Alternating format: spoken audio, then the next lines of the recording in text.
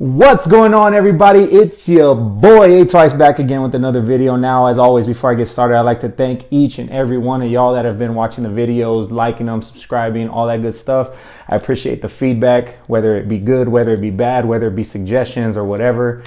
Keep it coming. I love it. Now let's get into this video.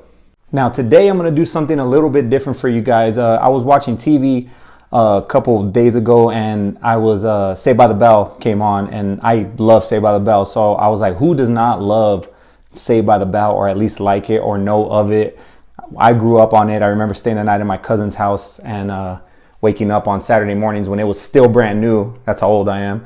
And we would watch it, you know, and we were all excited because the episodes were brand new at the time and this and that. And even with the reruns, it's still a good show to watch.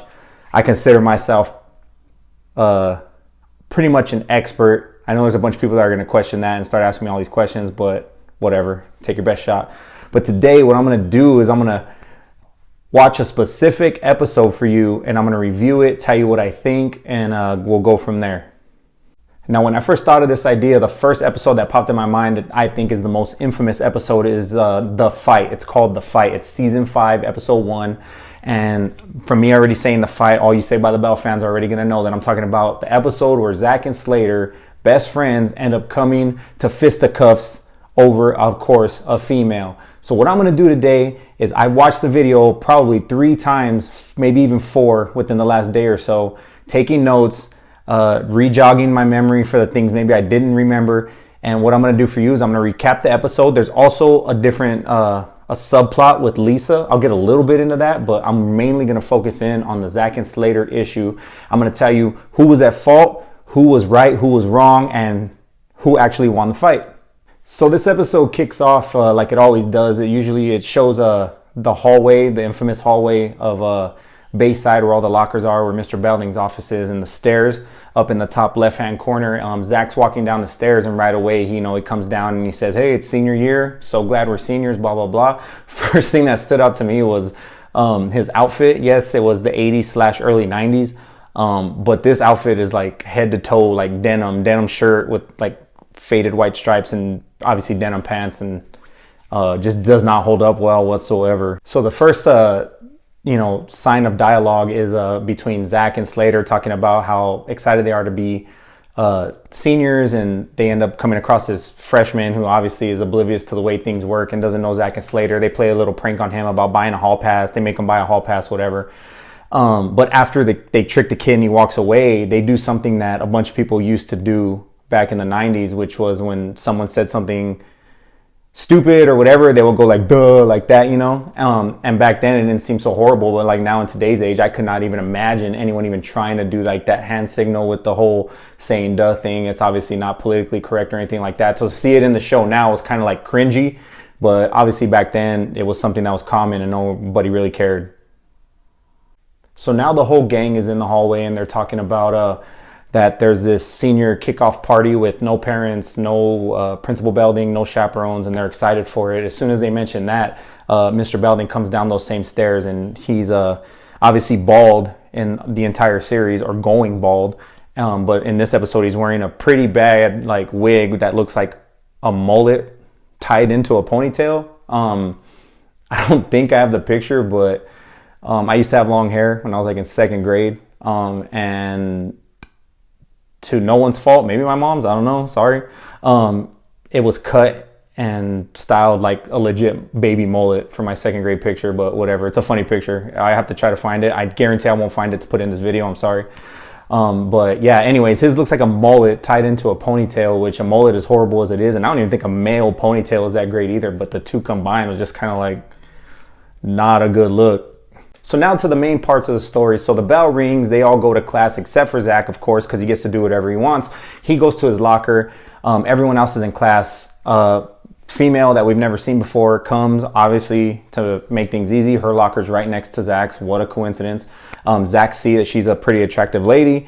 I say lady because she obviously doesn't look like high school age, but I think all these actors were in their 20s when they filmed Saved by the Bell. But Zack meets her, introduces himself. Her name's Joanna, and that's pretty much it. He introduces himself, takes a good look at her when she walks away, and we obviously know he's interested.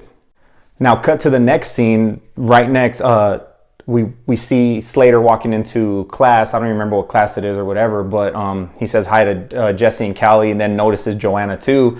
Goes and sits next to her, introduces himself. Same thing basically Zack did. So now we know Slater's interested as well. And that's kind of it. They kind of just plant the seeds there where, okay, Zack saw this girl, talked to her. Slater just did the same thing. It's pretty obvious already that, they're going to both like the same girl, and that's where the issue for this episode is going to be. Now, I mentioned a little subplot involving Lisa, and this is where it first is brought to our attention, where she sees a younger male walk down the hall, and she tells Kelly and Lisa that she thinks he's hot. She goes and speaks with him, asks if he wants to go to the senior kickoff thing, and he's totally happy with it and says, yeah, why don't we go to the movies the night before too, blah, blah, blah, all that, set up, good. You can tell right off the bat, I'll put the picture up here, that this dude is mad young. He's way younger than the rest of the cast, except maybe Screech, but in real life, Screech was also younger than the rest of the cast. So it's obvious that this dude's young. We're still in the hallway, and Zack and Slater walk and talk about, they're talking about being seniors still or some bull crap like that. And they both talk about, oh man, you can't believe, you won't believe the girl I met. Oh, me neither. Oh man, she's hot, this and that.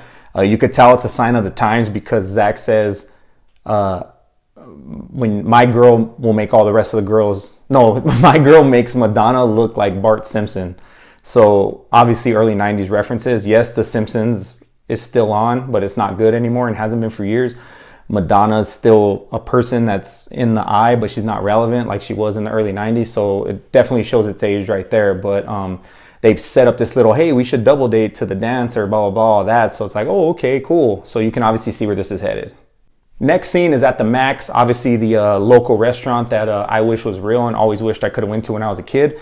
Callie's a waitress there. Darren, who's the kid that Lisa met and asked out, walks in. Lisa goes to take his order. He's sitting with two younger looking dudes just like himself. She asks if he's tutoring those two, and they say, no, we're tutoring him because the freshman football coach wants to make sure he's eligible. Now, initially, I was like, okay, she finds out he's a freshman. That's why this scene's important. But then upon the second or third time watching it, I was like, okay, they're tutoring this dude on the first day of school. Who gets tutored on the first day of school? Maybe I'm wrong. I definitely got tutored in my day, but it was more down the line when hey, you need to get your ass together, pass these classes, blah, blah, blah. Here's a tutor, whatever.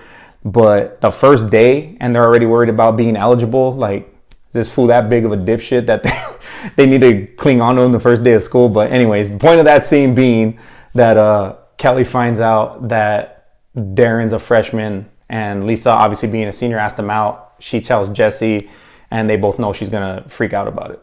We're still inside the Max. Now everyone's at the table, the main table. I don't think Lisa's there yet. No, she's still not there because she can't find out about Darren yet. But Zack and Slater are there with the other girls and Screech. Slater sees Joanna walk in, and he goes, hey, there she is. Zack's like, oh, you know Joanna? He's like, yeah, that's the girl I told you about. Well, that's the girl I told you about. And then they kind of look at each other, and they both realize, oh, we're talking about the same girl. And they're like, hey, Slater asked Zack, did you already ask her to the little dance? And he's like, no. So they both run up and ask her simultaneously. And she says she needs to think about it. So in the process of her thinking about it, they're staring at her. She feels uncomfortable. She goes and sits down at one of the tables that conveniently has 3 chairs. And they ask if they can sit with her. And she says, sure. So Zack sits down first. Slater's about to sit down, and Zack kicks the chair out from under Slater, and he falls to the ground. So in my opinion, Zack makes the first move at making this more than what it needs to be. So that's where that scene ends, where Slater's embarrassed and Zack caused it. Now we go to the next day, which is the next scene, and they're in that same class where Slater met Joanna, where they met Joanna, and they're both sitting next to her, almost like in a sandwich position. Pause. And the teacher asks Joanna a question, and she doesn't know the answer, and the guys are both telling her the answer, and she gets in trouble for it. And they try to cover for her, but the teacher basically says, no, you all get extra homework because of it, and blah, blah, blah, blah, blah. Zack pounces right away, which he always does, and he says, hey, come to my house tonight. I'll help you with the homework since I'm the one that got you in trouble. She's like, that's great. So then Slater is like, well, since you're busy tonight, I'll take you to a movie tomorrow as a reward. So they both have dates with Joanna set up, and then that's where we're at. Back to the Lisa thing. We're in the girls' locker room now, and Lisa comes in and tells Kelly and Jesse that she heard this gossip that a senior asked a freshman to the dance, and that they committed social suicide and all that nonsense, all the stuff she's known for knowing, the gossip queen. And they kind of tell her, hey man, like, that's you. And she freaks out naturally. We go to Zack's bedroom, and he's in there with Joanna getting ready to study. As they're sitting down to study in the bedroom floor, Slater barges in and says, hey, Zack, I remember I owed you $20. I'm broke. I'm going to come work it off and clean your room. Obviously, it's just a tactic so he can ruin their date. He brings in this, like, I've never seen it before or since then, this big, like, industrial, like, vacuum, I guess. I think it might be for vacuuming up leaves or something. I don't know. Leaves don't fall where I'm from. Like, we don't have to rake leaves anyways. And he starts vacuuming the floor, and obviously they can't hear what they're doing. So Zack asks him to be quiet. In the process of that, Slater sucks up the paper that Zack was holding with all the homework answers on it. And he tells Slater that. It's like, dude, that had all the answers on it. And he's like, oh, I'm sorry. And he feels bad. But if you look closely enough, you don't even have to look closely. If you look, the bag that the stuff that's getting sucked up goes into is a see-through, almost mesh bag. And you can see the paper still fully intact in that bag. So, like, all right, just open the bag and take it out. But for the sake of the story and the TV episode, I guess it's ruined. So Slater says he's going to leave, or Zack tells Slater to leave. Joanna feels bad, invites Slater to join. He sits right between them, and we cut that scene. Next scene is at the movie theater with Slater and Joanna on their date. Briefly, right when the scene starts, Darren's seen leaving the movie theater, bumps into Slater, says, hey, have you seen Lisa? He's like, no. Oh, she stood me up. Okay, so obviously she didn't show up to their movie date. Slater goes and sits down with Joanna. He puts his feet up on the seat, and then Screech comes up in an usher's uniform and flashes a light. And Slater's like, what are you doing here?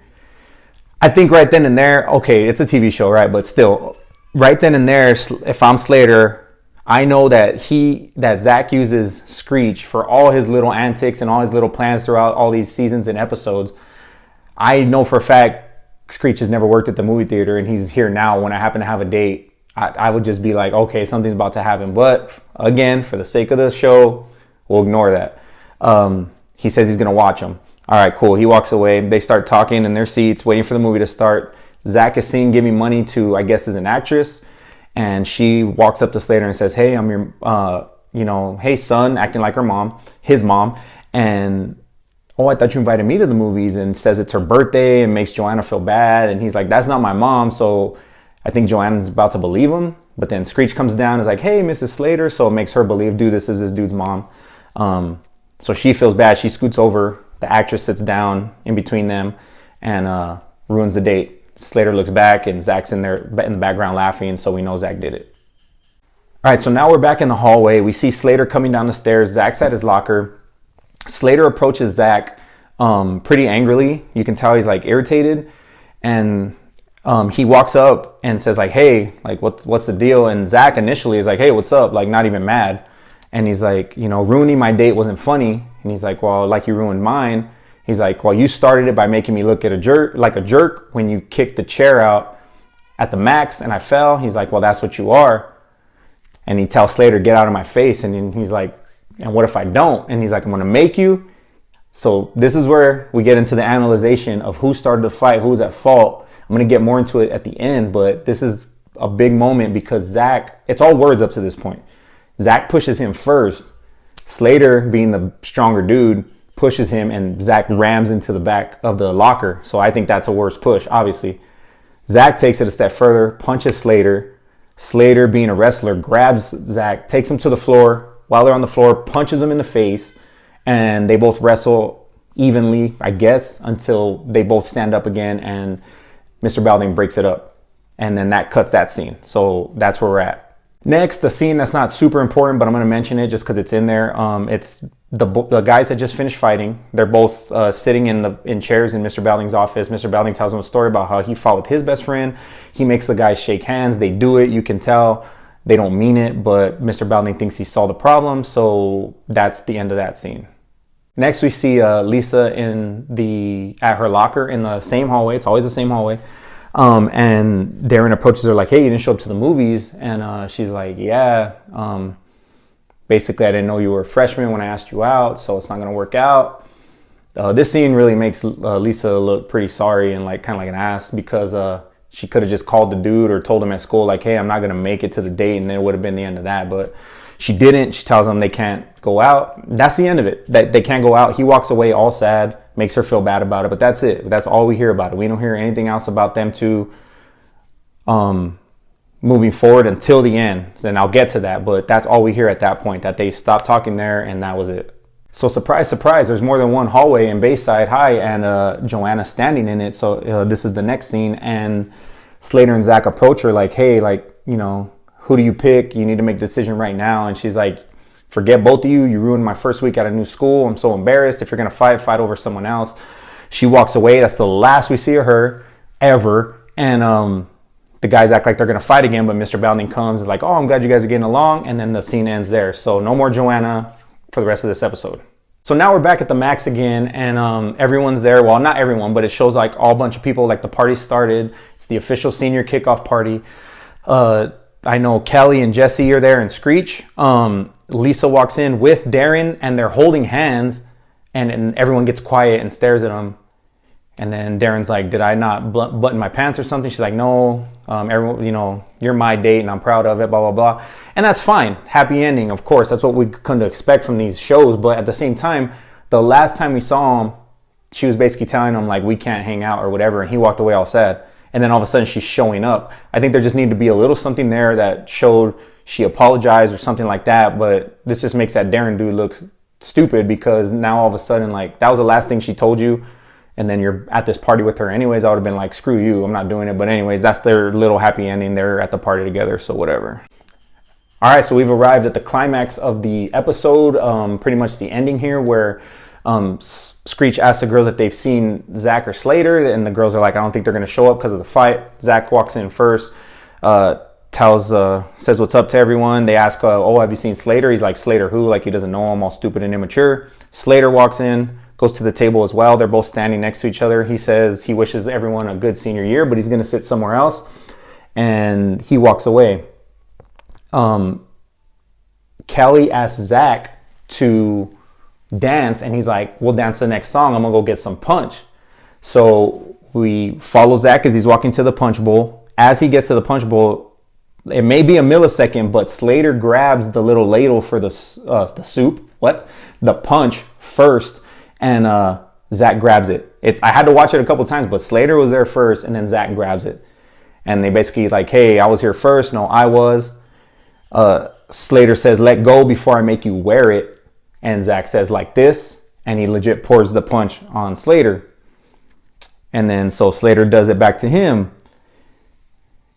And then Zack says, I was thinking more like this, gets a big scoop, opens Slater's shirt and pours it down his back. Now, real quick, I've always hated this part of this episode. For those of you that know and are familiar, I'll put a little still shot up. It's not gonna do it justice right here, but Slater does a little like dance when he pours in. It's like it's so stupid, but like as like the punch is going down, he's like doing this or whatever, and it's so unnecessary and stupid. I have always hated it, and even watching it again, I hate it. It was unnecessary.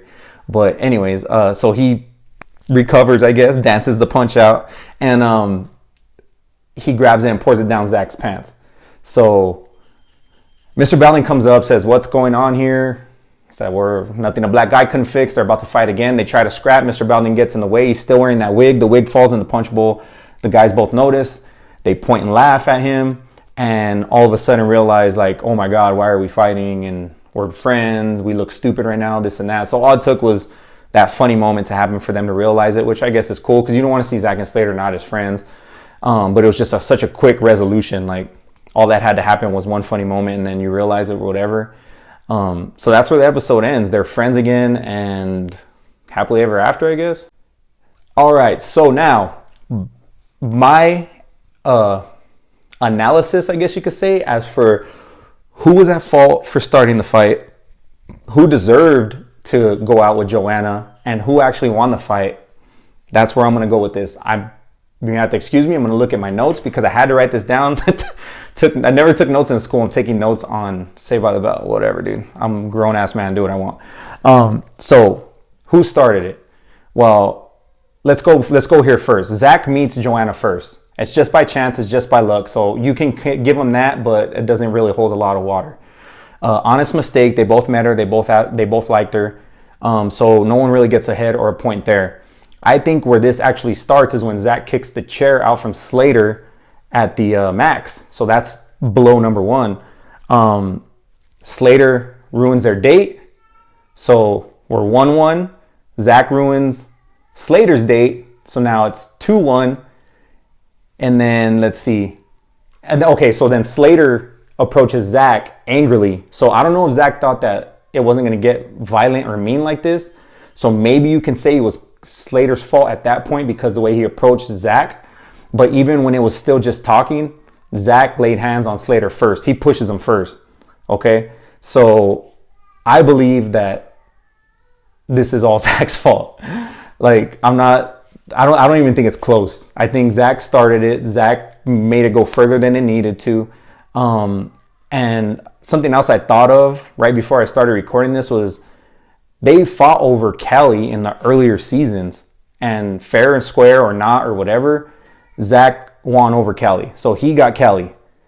If I knew me and my boy, my best friend, were gonna like the same chick, I hope I would be mature enough to be like, all right, man, like I got the better of you there. I got that one. Not talking down on girls like their property, but I was able to win her over, and I'm gonna give you this one. I'm gonna back away and let you, court her or woo her, if you will. So I think Zack could have done that too. So I think this is all Zack's fault. So who won the fight? Who won the fight? I'm pretty sure everyone's gonna have the same answer, but I'll go blow by blow. The first physical part of it, Zack pushes Slater with the little nudge. I'm gonna try to go picture for picture here. Bear with me that all these pictures I've been putting up, I had to take off of my TV screen because I tried to do it off my phone and research all this stuff and it just was not happening. So if they're a little fuzzy, I apologize, but I'll try to use them to get my point across. So Zack pushes Slater first.